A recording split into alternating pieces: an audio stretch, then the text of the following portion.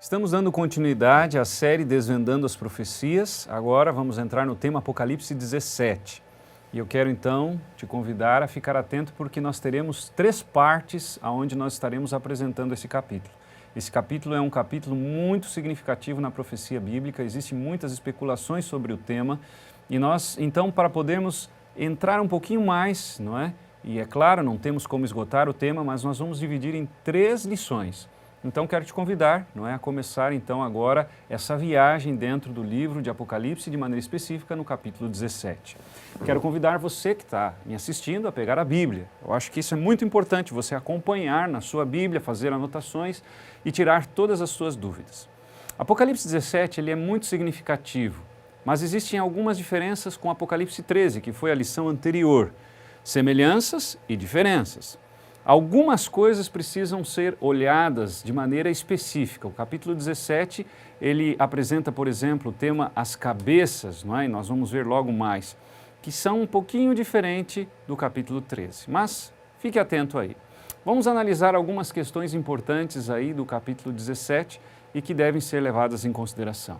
Veja, o Apocalipse 17, ele trata de um assunto muito importante, mas antes de qualquer coisa, vamos ver a estrutura do capítulo.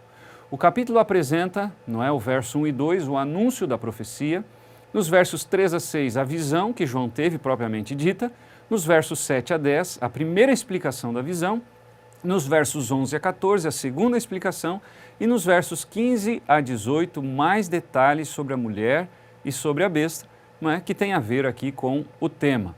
Então, vejamos o verso 1, acompanhem comigo a leitura, capítulo 17 de Apocalipse, verso 1. Veio um dos 7 anjos que tem as 7 taças e falou comigo dizendo, vem, mostrar-te-ei o julgamento da grande meretriz, que se acha sentada sobre muitas águas. Aqui nós temos o tema do capítulo. O capítulo vem falando então sobre o julgamento da grande meretriz. Vamos tentar identificar quem é quem? Então, preste atenção em alguns detalhes aqui. Veja, o verso 1, então, anuncia a profecia, como eu disse já na introdução, falando da estrutura do capítulo. E aqui quem apresenta, então, é um dos 7 anjos das 7 pragas. Veja o que diz aí.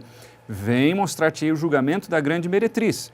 E logo no verso 1, na parte inicial, diz, veio um dos 7 anjos que tem as 7 taças. Se você olhar alguns versos anteriores, o capítulo anterior, você vai ver que o anjo que se refere aqui das 7 taças tem a ver com as 7 pragas. E de maneira específica, possivelmente está se referindo ao 7º flagelo, ou 7ª praga, o anjo que apresenta a 7ª praga. Pois aqui fala justamente sobre Babilônia, no verso 19 do capítulo 16. E a grande cidade se dividiu em 3 partes, e caíram as cidades das nações, e lembrou-se Deus da grande Babilônia, para dar-lhe o cálice do vinho do furor da sua ira. Veja, vinho do furor da sua ira, Babilônia, e aqui apresenta, não é, as 7 taças, um deles, e mostra o julgamento da grande meretriz. Interessante esse detalhe, ok? Possivelmente, então, é o mesmo anjo da 7ª praga. Qual é a razão da visão? Mostrar o julgamento da meretriz. Então, esse é o tema, esse é o assunto, e nós precisamos estar atentos a esse assunto. E João foi levado, então, agora para esse tempo. Lembra que João viveu no 1º século da nossa era. E possivelmente a visão do Apocalipse volta do ano 95 a 100 da nossa era. Agora Deus leva João para o tempo do julgamento da meretriz. Isso aqui é significativo para compreender. Então, João é levado para o tempo do julgamento da meretriz. Quando que é esse julgamento? Interessante que no livro de Apocalipse, capítulo 6, no verso 19, aqui há, não é, um pedido.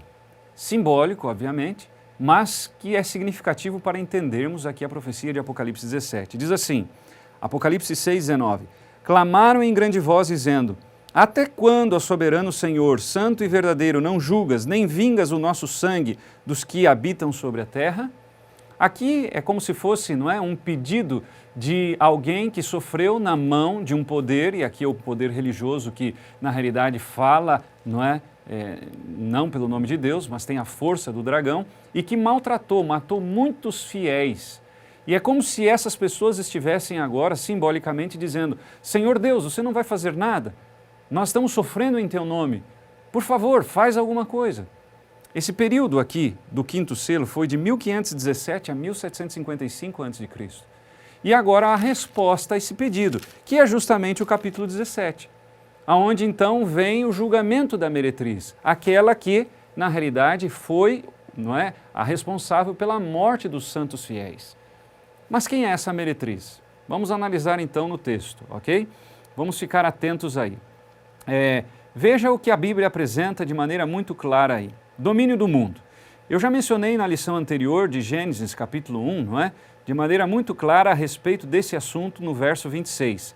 Deus deu o domínio do mundo para Adão e Eva. Só que quando eles pecaram, eles entregaram de mão beijada o domínio para Satanás. E agora Satanás domina o mundo dentro dos limites estabelecidos por Deus. O exemplo disso é a experiência de Jó. Capítulo 1 de Jó fala de que Jó era fiel e Satanás agora queria, não é, de alguma maneira, tocar em Jó. E Deus disse, você pode tocar nele, mas não toque na sua vida. E Jó perde tudo. Perde praticamente, né, filhos, bens e tal. Então mostra que Deus, ele dá limites para Satanás. Mas como o domínio foi entregue por Adão e Eva, que tinham recebido de Deus, para Satanás, ele ainda não perdeu totalmente. Perdeu de fato lá na cruz, quando Cristo resgata esse domínio, mas é como se ele ainda estivesse, não é, na casa que não é dele, não é? Ele é um inquilino dessa casa, mas não entregou essa casa. Mais ou menos assim para você entender, não é? Então, vejamos esse detalhe aí. Quem é quem? A mulher, se você ver Efésios 5, 22 e 23, nós já estudamos sobre isso, representa a igreja verdadeira. A meretriz, o que seria uma meretriz então dentro da profecia? Se mulher é a igreja verdadeira, conforme Apocalipse 12? Sem dúvida é uma mulher que se corrompeu. Igrejas que se corromperam, igrejas que apostataram. Águas, verso 15 de Apocalipse capítulo 17 diz, falou-me ainda, as águas que viste, onde a meretriz está assentada, são povos, multidões, nações e línguas. Então, aqui nós começamos a identificar os códigos do Apocalipse. Mulher é um poder religioso, uma igreja. Meretriz, um poder religioso corrompido. Podem ser várias igrejas que abandonaram a Bíblia por completo. A Bíblia tem que ser lida por completo, não pode ser por partes, não é? Você não pode pegar somente um pedaço da Bíblia. Ou a gente examina toda e analisa toda, ou a gente não tem como tirar as conclusões corretas. E por isso que nós temos mais de 40 mil igrejas, alguns chegam a dizer 45 mil igrejas no mundo. Qual é o tempo da profecia? Isso aqui é muito importante, tá? Então, queridos, isso aqui é fundamental. João foi transportado para um período do julgamento da meretriz. E se nós voltarmos a Apocalipse capítulo 6, verso 19, o pedido aconteceu, não é? Depois de 1755, porque foi o período em que encerra o quinto selo. Então, o julgamento da meretriz não pode ser antes de 1755. Qual é o julgamento que aconteceu por volta desse período? Se você pegar Daniel 8,14, você vai ver que está escrito lá até 2.300 tardes e manhãs, e o santuário será purificado.